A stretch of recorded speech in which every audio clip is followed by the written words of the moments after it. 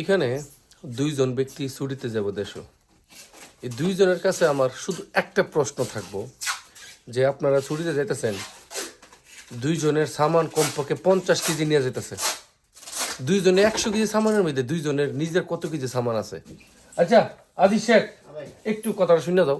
50 KG সামান নিতেছ, তোমার কই কেজি সামান আছে এর মধ্যে? তোমার নিজের আমার নিজের হয়তো 10 কেজি, মানে নিজের কাপড় টাপড় সব মিলে। আচ্ছা লতিফ শেখ, তোমার কই কেজি আছে ভাই? একটু ক্যামেরার সামনে কইবা। তোমার 50 কেজি, তোমার কই কেজি আছে এই প্যাকেটের মধ্যে? আমার খবরে 5 কেজি হবো, আর একটা টি শার্ট কিনছি। এই যে দেখি এই টি শার্ট টালি কিনছো নতুন? এই যে। আচ্ছা শুধু আমার কি জন্য কি কি কি কাপড় কিনছো নতুন? হ্যাঁ করে শুধু একটা টি শার্ট? শুধু আমার একটাই। তুমি কি কি কিনছো নিজের জন্য কাপড়? একটা শার্ট আর একটা প্যান্ট। বাস ইডিওই। এইটাই। এটারে কো বিদেশ, বুঝছেন? এটারে বিদেশ, বাকিটা হইছে ইতিহাস।